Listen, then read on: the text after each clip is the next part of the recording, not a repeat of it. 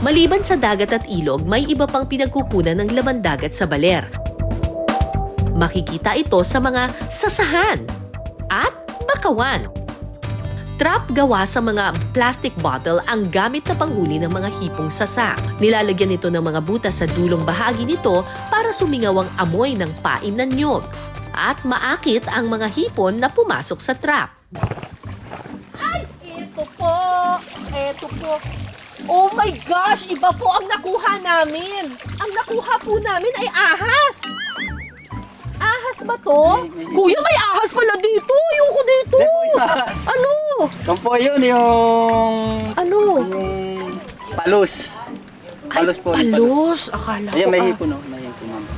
Mayroon pong isang hipon. Kuya, naunahan na tayo ng palos eh. Kinain na nga. Kinain na ng palos yung Kinain. hipon eh. Parang 5 pirasong palos. Ang problema, kinain na nila yung hipon. Wala na. Sige, halika. Baka mamaya may ahas dito, kuya. Wala po, ma'am. Baka tuklawin ako. Teka, nasaan na?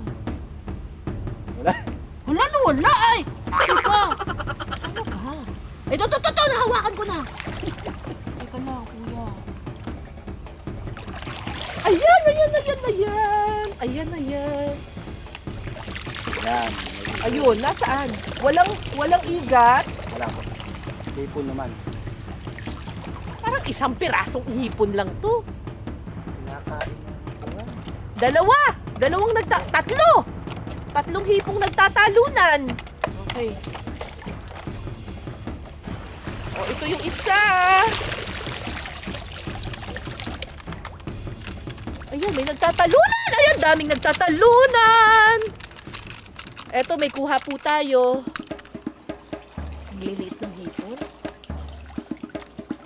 Pero, ganun talaga kapag river shrimp na mga nandito sa mga mangrove areas, maliliit talaga. Except na lang yung river shrimp dun sa Pampanga na parang ulang. Yun, ibang level yun. Ang lalaki nun. Ito pa po.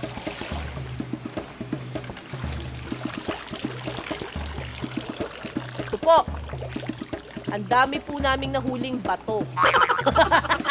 Ay, hindi. Ayun. Nagtatalunan. May kuha po dito. Pagkatapos lumusong sa ilog at kolektahin ang mga plastic bottle trap, tingnan natin kung nakarami ba tayo ng huli. Wow! Kinain na rin.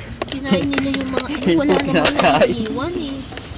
Uy, lumabas kayo. Ba't ayaw lumabas? Ay, nagtatalunan.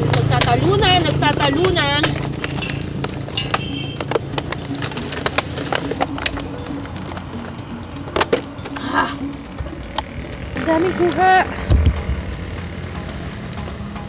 Yeah! Hindi makuha. Meron kakaibang hipon dito. Haba ng kamay, oh. Oh.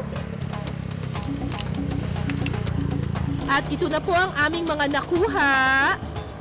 Marami po kaming nakuhang mga hipon, pero marami rin kaming nakuhang igat. Pero mamaya ibabalik namin yung mga igat kasi dito pala sa Aurora, hindi daw nila kinakain yung igat. May tumakas! Nakita ko! Kala mo makatakas ka sa akin? Hindi ka makakatakas.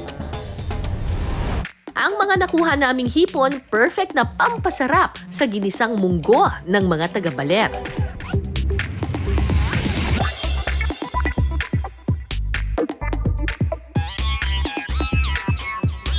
Igigisa muna ang bawang, sibuyas, kamatis at baboy.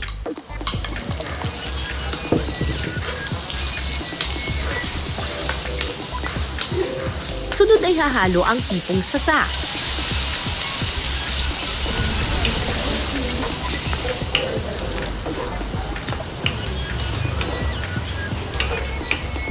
Tatakpan ko muna natin ng ilang minuto, mga 10 minutes. Sunod na ihahalo ang pinalambot na munggo at tubig.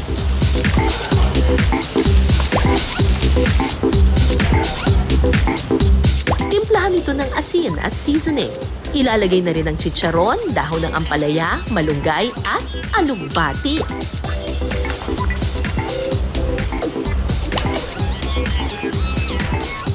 po, tatakpan po muna uli natin.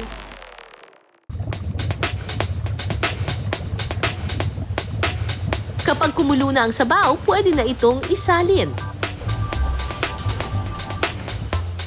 Ready na ang ginisang munggo na may hipon. Ito, nahawakan ko na. Matapos ang paglusong sa ilog at pagkuha ng mga hipong sasa, Ayan. oras na para tikman ang ginisang munggo with hipong sasa.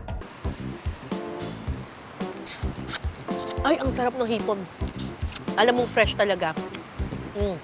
Iba talaga kapag fresh. Ang cute niya ng hipon, ang liit, pero malinamnam siya. Yun eh. Kahit maliit, sarap pa rin.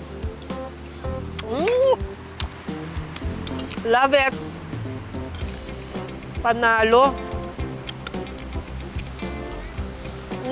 Kapag sinahugan mo ng hipon, tapos pinakatas mo yung hipon, tapos nilagyan mo pa ng chicharon, champion na champion. Paksiw na bangus na lang kulang. Ang sarap. Ang sarap. Approve.